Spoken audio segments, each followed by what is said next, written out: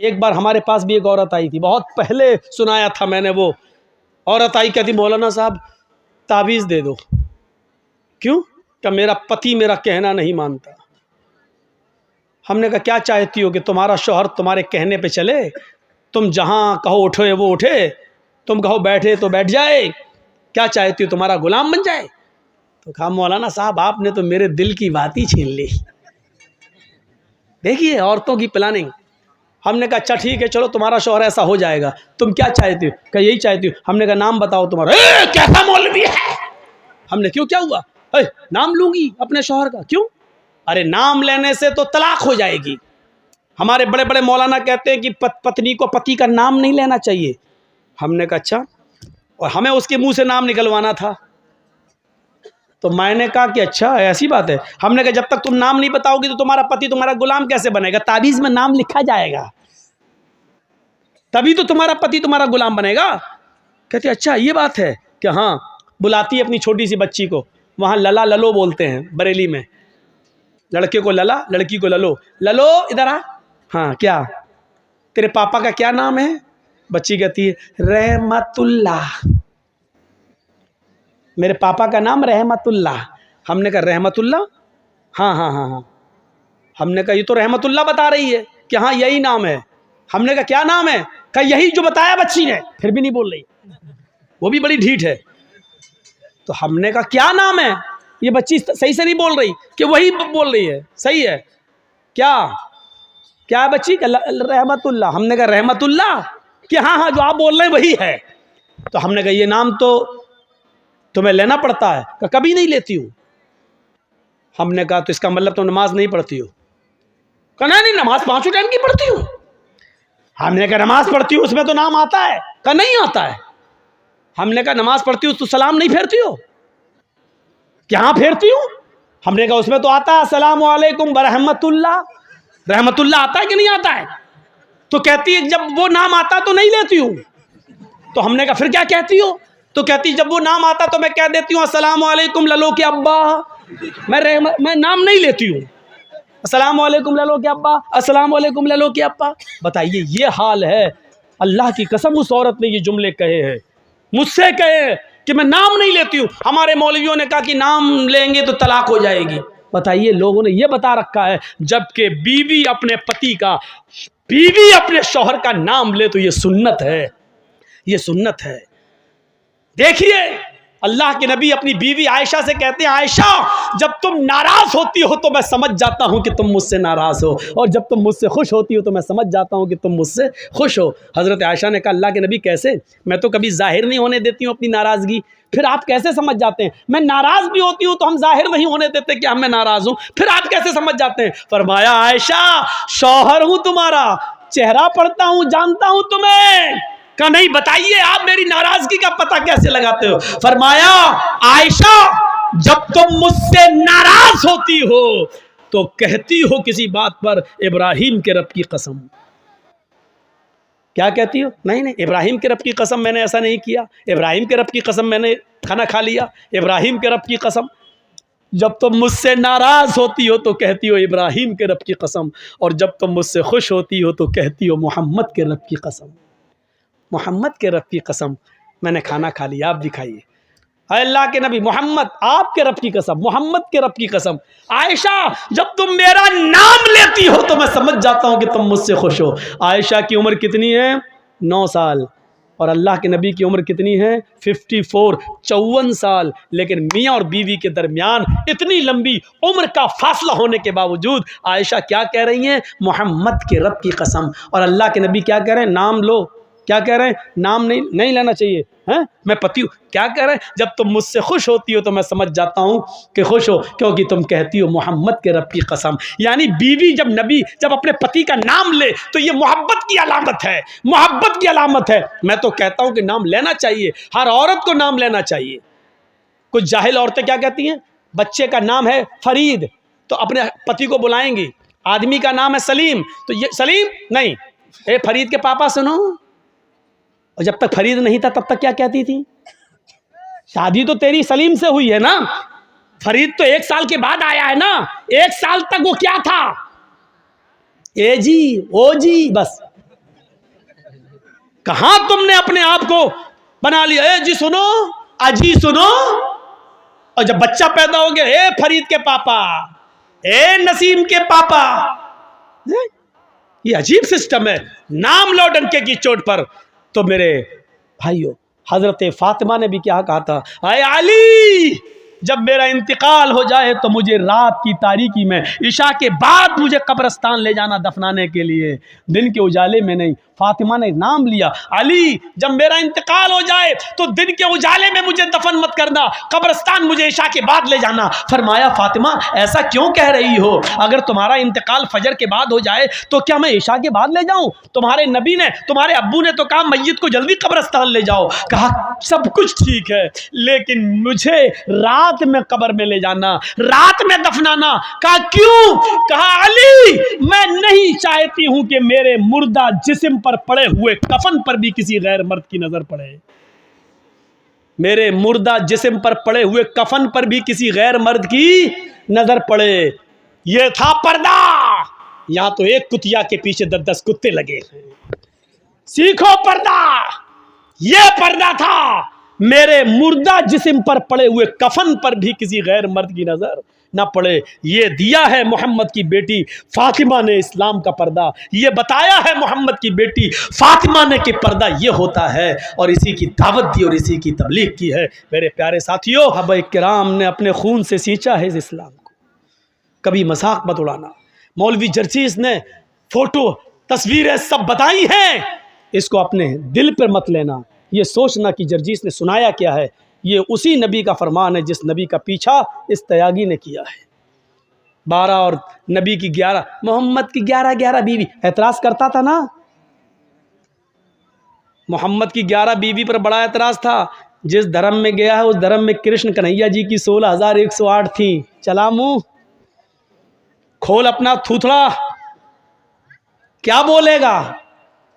चुपचाप है, खामोश है, नहीं बोल पाएगा, नहीं बोल पाएगा। क्यों?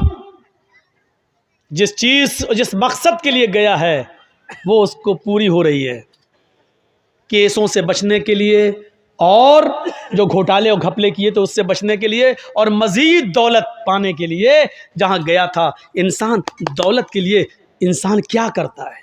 इसीलिए हजरत अली रज़ी अल्लाह ताला अन्हु ने फरमाया था, इर्तहलत दुनिया मुदबिरतन वर्तहलतिल आखिरतु मुकबिलतन वलिकुल्लि वाहिदतिन मिनहुमा बनून कूनू मिन अबनाइल आखिरा वला तकूनू मिन अबनाइद दुनिया।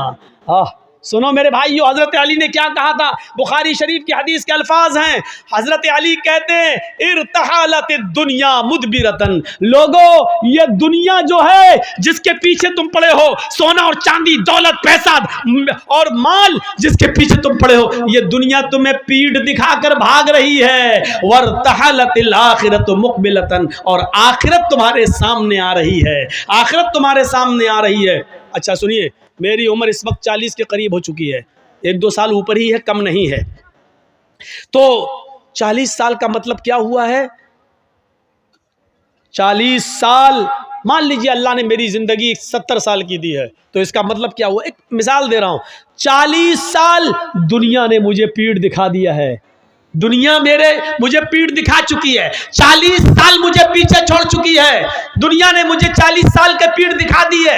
यानी अब जर्जीस ये चाहे कि ये 40 साल मुझे दोबारा मिल जाए तो ये दुनिया जर्जीस को वो खोए हुए वो 40 साल वापस नहीं कर सकती है। वल आखिरतु मुकबिल, और आखिरत जो है, वर्तहलतिल आखिरतु मुकबिलतन, और आखिरत सामना कर रही है। यानी 40 साल हमारी दुनिया से छूट गए और आखिरत के 40 साल हम करीब हो गए। यानी आखिरत आ रही है और दुनिया पीछे जा रही है। तो अल्लाह के नबी क्या फरमाते, हजरत अली क्या कहते हैं? दुनिया दुनिया दुनिया पीठ दिखा रही है, आखिरत तुम्हारा मुकाबला कर रही है। दुनिया जैसे जैसे तुम्हें छोड़ती जा रही है, आखिरत वैसी वैसे तुम्हारे करीब आती जा रही है। और इन दोनों में से हर एक के बेटे, हर एक की औलादें, यानी दुनिया के भी बेटे और आखिरत के भी बेटे, दुनिया के भी बेटे हैं और आखिरत के भी बेटे हैं। वलिकुल्लि वाहिदतिन मिनहुमा बनून, इन दोनों में से हर एक की औलादें हैं। दुनिया की भी औलाद है और आखिरत की भी औलाद है। तकून कूनू कूनू मिन अबनाइल आखिरा, आखिरत की औलाद बनो। वला तकूनू मिन अबनाइ दुनिया, दुनिया के बेटे मत बनो, दुनिया की औलाद मत बनो, दुनिया की औलाद मत बनो, यानी दुनिया की दौलत में मत फंसो, सोने और चांदी के पीछे मत पड़ो, बल्कि आखिरत की औलाद बनो। यानी आखिरत कमाओ, एक एक नेकी को गनीमत जानो, एक एक सवाब के काम को करो, एक एक अच्छा काम करो, आखिरत की औलाद बनो। सुनो, इसके बाद हजरत अली क्या कहते हैं? दुनिया की औलाद मत बनो, आखिरत की औलाद बनो। इसलिए कि फ़इन्नल यौमा अमलुन वला हिसाबा व गदन हिसाबुन वला अमला। इसलिए कि आज इस दुनिया में अमल है, हिसाब नहीं है। इस दुनिया में अमल है, हिसाब नहीं है। यानी तुम जो भी करोगे तुमसे कोई हिसाब किताब नहीं लिया जाएगा। दुनिया में नमाज पढ़ोगे तुमसे हिसाब किताब नहीं लिया जाएगा, रोजा रखोगे कोई पूछताछ नहीं होगी, शराब पियोगे तो तुमसे कोई पूछेगा नहीं, जुआ खेलोगे तो तुम्हारा कोई हिसाब किताब नहीं होगा। अब ये तुम्हें सोचना है कि नमाज पढ़ना है, रोजे रखना है, हज करना है, ज़कात देना है, मदरसों में चंदा करना है या नहीं देना या नहीं, ये सारी चीजें तुम्हें सोचना है। तुम्हें सोचना है या शराब पीना है, जुआ खेलना है, जिना करना है, क्या करना है, ये तुम्हें सोचना है। लोगों, फ़इन्नल यौमा अमलुन वला हिसाब, दुनिया में अमल है, हिसाब नहीं। आज अमल है, कोई पूछताछ करने वाला नहीं। वगदन हिसाबुन वला अमल, और कल कयामत के दिन हिसाब किताब होगा, कोई अमल नहीं। कल कयामत के दिन हिसाब किताब होगा, कोई काम नहीं। अब न शराब पीने दी जाएगी, न नमाज पढ़ने दिया जाएगा, न तुम्हें रोजा रखने दिया जाएगा, न जुआ खेलने दिया जाएगा। कल सिर्फ हिसाब ही हिसाब होगा, कोई अमल नहीं होगा। आज अमल ही अमल है, अच्छा करो या बुरा करो, कोई हिसाब नहीं है। अब तुम्हें सोचना है अच्छा करना या बुरा करना है। आज अमल है, हिसाब नहीं। कल हिसाब है, अमल नहीं। दुनिया में अमल है, कोई पूछताछ करने वाला नहीं, और आखिरत में हिसाब है, कोई अमल करवाने वाला नहीं। मेरे भाइयों, अब हमें और आपको सोचना है कि हमें क्या करना है। यह हजरत अली रजी अल्लाह ताला अन्हु ने बयान कर दिया है और बता दिया है। अब हमें और आपको अपनी जिंदगी के बारे में सोचना है कि हमें क्या करना है और क्या नहीं करना है। बनाइए अपनी जिंदगी। तो हिंदू धर्म और इस्लाम की बहुत सी बातें मिलती हैं, बहुत सी बातें मिलती हैं, तौहीद भी मिलती है, आयतें और मंत्र भी मिलते हैं, और कलमा भी मिलता है, नमाज भी मिलती है, रोज़ा और हज भी मिलता है। हर चीज़ में हर चीज़ मिल रही है, यहाँ तक कि मरने के बाद दोबारा ज़िंदगी भी मिलती है। हिंदू धर्म में भले ही ये कहा जाता हो कि 7 जन्म है, इंसान मरने के बाद अच्छे कर्म किए होंगे तो इंसान बनेगा, बुरे कर्म किए होंगे तो कुत्ता बिल्ली चूहा बंदर चुचुंदर ये सब बनेगा। लेकिन हकीकत ये है मेरे भाइयों कि हिंदू धर्म के अंदर भी मरने के बाद एक ही जन्म है। मृत्यु पश्चातम द्वितीय जन्मम भवति, ने तृतीय ने चतुर्थ ने पंच ने षष्ठ ने सप्त ने अष्ट ने नवम ने दशकंका। मरने के बाद तुम्हारा एक दूसरा जन्म होगा, न तीसरा, न चौथा, न पांचवा, न छठा, न सातवां, न आठवां, न नवा, न 10वां। यानी मरने के बाद तुम्हें दोबारा इंसान बनाया जाएगा, तुम्हें इंसान की शक्ल में दोबारा लाया जाएगा। तुम कुत्ता बिल्ली चूहा बंदर नहीं बनोगे। यही कुरान कहता है कि मरने के बाद ऐ लोगों, हम तुम्हें दोबारा जिंदा करेंगे, हम तुम्हारी हड्डियों के पोर तक को बना देंगे।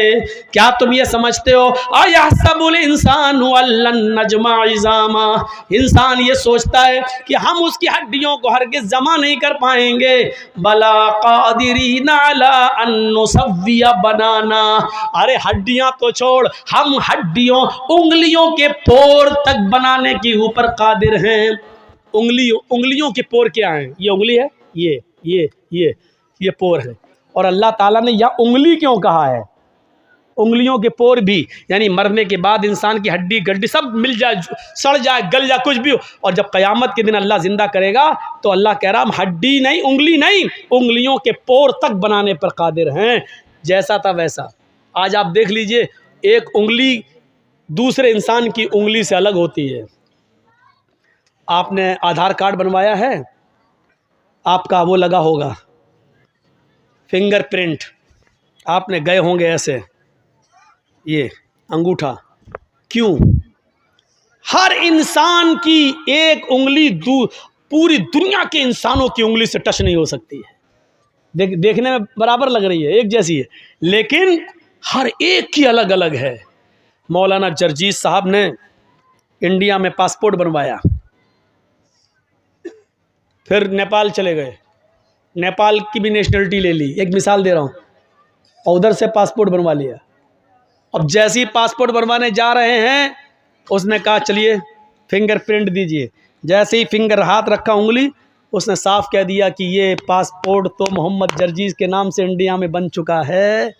फिंगरप्रिंट आपका बता रहा है कि आपका ये पासपोर्ट बन चुका है, और आप यहाँ नाम बदल रहे हैं, जमील अख्तर रख रहे हैं, आप नाम यहाँ पर बदल कर आप हारून, इदरीस, मूसा, ईसा रख रहे हैं। आपका नाम तो मोहम्मद जरजीस है और ये आपका पासपोर्ट बन चुका है, लीजिए। छोरी छुपे आप नेपाल के रहने वाले हैं, किसी तरह इंडिया में घुस गए, इंडिया से पासपोर्ट बनवा लिया। एक पासपोर्ट आपने उधर नेपाल में भी बनवा रखा है, आपका नेपाल का पासपोर्ट मोहम्मद जमील के नाम से है, और इंडिया का पासपोर्ट आपका मान लीजिए मोहम्मद इदरीस के नाम से है। आप किसी तरीके से वीज़ा ईज़ा लेके दुबई, अमेरिका कहीं जा रहे हैं, वहाँ जैसे ही पहुँचते हैं वहाँ फिंगरप्रिंट लिया जाता है, पता चलता है कि आप मोहम्मद इदरीस नहीं हैं, आप मोहम्मद जमील हैं, और आप इंडिया से आए हैं, आपका पासपोर्ट बन चुका है नेपाल में मोहम्मद जमील के नाम से। वहीं पर पुलिस पकड़ेगी और आपको नेपाल की गवर्नमेंट के हवाले कर दिया जाएगा और भेज दिया जाएगा। जब उंगली, एक उंगली दूसरे अलग, अल्लाह ताला उसी उंगलियों से हर इंसान को, उसके पोर से और उसके फिंगर से हर इंसान को अलग अलग जिंदा करेगा। मेरे भाइयों, अल्लाह कहता हम उस पोर को भी बनाने पर कादिर हैं। भला कादिरी नाला नुसव्विया बनाना, हड्डियां तो बहुत दूर की बात, हम उंगली और उंगलियों में जो फिंगर प्रिंट होते हैं, जो हल्के हल्के निशान होते हैं, हम उनको भी बनाने पर कादिर हैं। बच नहीं सकता इंसान, उसका हिसाब व किताब लिया जाएगा मेरे भाइयों, और ये अकल में भी नहीं आती है। अच्छा ये बताओ, ज़मीन में आप गेहूं डालोगे तो गेहूं पैदा होगा ना, चावल डालोगे तो क्या पैदा होगा? चावल। आम की गुठली ज़मीन में डालोगे तो उससे क्या पैदा होगा? आम। क्लियर है? कभी आपने देखा हो कि बोया हो आम और पैदा हो गया हो अमरूद? कभी आपने देखा है बोया हो आपने अंगूर और पैदा हो गया हो तरबूज? कभी आपने सुना? नहीं सुना। आम डालोगे आम पैदा होगा, तरबूज बोगे तो तरबूज पैदा होगा, लौकी कद्दू डालोगे तो लौकी और कद्दू पैदा होगा। जो चीज़ तुम ज़मीन के अंदर डालोगे उससे वही चीज़ निकलेगी और उसी का फल निकलेगा। अकल भी यही कहती है। मरने के बाद इंसान को जब तुम कब्र में दफन करोगे, ज़मीन में गाड़ोगे, तो इंसान से इंसान ही पैदा होगा या कुत्ता बिल्ली चूहा बंदर पैदा हो जाएगा। जब आम से अमरूद पैदा नहीं हो सकता तो इंसान से कुत्ता बिल्ली चूहा बंदर कैसे हो जाएगा? वो डार्विन की थ्योरी गलत है। हम अभी उस तरफ नहीं जाना चाहते कि पहले इंसान बंदर था और धीरे धीरे तरक्की करते करते क्या बन गया है। हम अभी उस तरफ नहीं जाना चाहते हैं, और न हम उस साइंस को और उसके पन्नों को हम यहाँ छेड़ना चाहते। हमारे सामने नस्ल और कौम भी वैसी होनी चाहिए जो उस तरीके की तकरीरों को समझ सके। यहाँ तो ये हाल है कि आधा घंटा मौलाना जरजीस को देखा और उसके बाद फील्ड से लोग उड़ जाते हैं, इसलिए कि हिंदी उनकी समझ में नहीं आती है। मेरी तकरीर सिर्फ औरतों की समझ में आती है, बंगाल की, इसलिए कि मर्दों से ज्यादा औरतें सीरियल देख रही हैं। सास भी कभी बहू थी, अलिफ बाबा, अली का 40 चोर, ये सब सीरियल हमारी माँ बहनें देख रही हैं और वही देख देख के अपने शौहरों पर हुकूमत कर रही हैं।